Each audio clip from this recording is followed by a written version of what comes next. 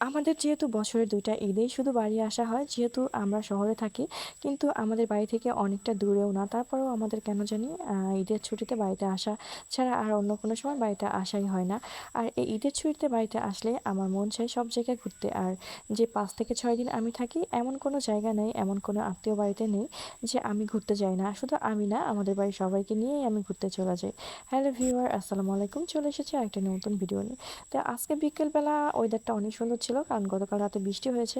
তো আজকে ভাবলাম যে কোথাও ঘুরতে যাই। তো কোথায় যাব আমরা চিন্তা করে আমি বললাম যে একটু চরের দিকে যাই, কারণ এইদিকে হচ্ছে অনেক সুন্দর গ্রাম্য প্রকৃতি। তো এইখানে প্রকৃতি দেখতে বেশ ভালোই লাগবে। তো যাওয়া শেষে আমরা প্রথমেই ভ্যানে গিয়েছিলাম।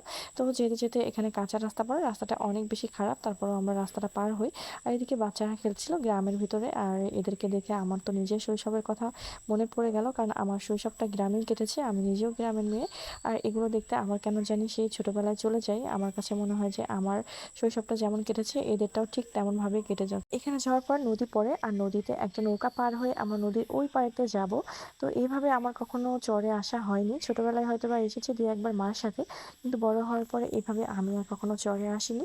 তো ভাবলাম যে নদী পার হয়ে আমরা ওই পাশে ঘুরতে যাই। আর নদী পার হয়ে এখানে দাঁড়ানোর পরে আমাদেরকে সবাই এমনভাবে দেখতেছিল, আমরাই এদেরকে দেখতে আসছি, উল্টা এরাই আমাদেরকে দেখতেছে।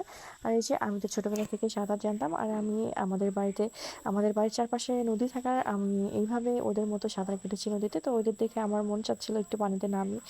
তো সেটা তো আর সম্ভব না। তারপরে এই যে আমাদের খাওয়া, আমরা সবাই মিলে খাওয়াতে উঠলাম। তো এই এই ফিলিংসগুলো অন্যরকম ভালো লাগা ছিল। মানে গ্রামীণ পরিবেশ আমার কাছে সবসময় আমার প্রিয় জায়গা হচ্ছে গ্রাম। তো এভাবে আমরা নদী পার হলাম, নদী পার হয়ে নদীর ওই পারে যাচ্ছি। আর এই যে মহিলাদেরকে দেখতে পাচ্ছেন, এরা ঘুম থেকে উঠে তাদের ঝাঁক ধরা গরুগুলোকে নদীর ওই পারে দিয়ে আসে, আর সেগুলোকে সন্ধ্যার সময় আনতে যায়।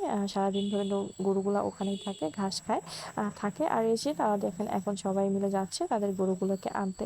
এত পরিমাণে গরু আমি একসাথে কখনো দেখিনি, আজকেই মনে হয় প্রথম আমি একসাথে ১-২ হাজার গরু দেখে ফেলেছি। এই যে আমরা নদী পার হয়ে নৌকা থেকে নেমে গেছি। আর এই পাশটাতে ছিল প্রচুর পরিমাণে কলা বাগান। তো প্রথমে ভেবেছিলাম হয়তো বা এই রাস্তা দিয়ে আমাদের যাওয়া সম্ভব না, তারপরেও আমরা অনেক কষ্ট করে রাস্তাটা দিয়ে গেলাম। এদিকে রোদও বেশি ছিল না, আর সূর্যটাও একটু ডোবা ডোবা ভাব। আর এইখানে এসে তো আমার অবস্থা একদম মনে করেন যে মনোমুগ্ধকর। মানে এত সুন্দর পরিবেশ, এত সুন্দর প্রকৃতি, সবাই একদম খুশিতে ভরে গেছে। একদিকে বাতাস, তারপরে রোদ নেই, তারপরে চারপাশে সবুজ। এত সুন্দর প্রকৃতি দেখে কার না ভালো লাগে। মানে আমার মনে হয় ধন্য হয়ে গেলাম। যদি মন চাচ্ছিল এখানে যদি একটু শুয়ে ঘুমাতে পারতাম, তাহলে মনে হয় আরো বেশি ভালো লাগতো, কিন্তু সেটা তো সম্ভব না। সূর্য ডুবতে বসেছিল। আর বাচ্চারাও এখানে এসে এত বেশি মজা করছিল, সবাই সবার মতো করে মজা করছিল। আমি তো হাজারখানেক ছবি ভিডিও নিয়েছি এখানে, আর আপনাদের সাথে শেয়ার করার জন্য এই ছোট ভিডিওটা নিয়েছি। তো এখানে এসে আমার মন পুরাই ভালো হয়ে গেছে। এই যে আনন্দটা পাই, এটা শহরের কোথাও পাওয়া যায় না। শহর মানে তো চারদিকে গ্যাঞ্জাম। তো এরকম পরিবেশে আসার জন্য আমার মনটা সবসময় উদাল থাকে। তো বাচ্চারা অনেক বেশি মজা করছিল, খেলতেছিল যার যার মতো করে। তো এইভাবে অনেকক্ষণ থাকার পরে আমার যদিও মন ভরেনি, ভাবতেছিলাম আরও কিছুক্ষণ থাকে, কিন্তু সূর্য ডোবা ডোবা ভাব হয়ে গেছিলো, কারণ গাড়িও পাওয়া যাবে না। তাই আমরা আবার বাড়ির দিকে রওনা হলাম, কিন্তু সবাই মন চাচ্ছিল যে আবার থাকি। তো এইখানে সুযোগ পেলে আবার যখন বাড়িতে আসবো তখন আবারও আমরা এখানে আসবো।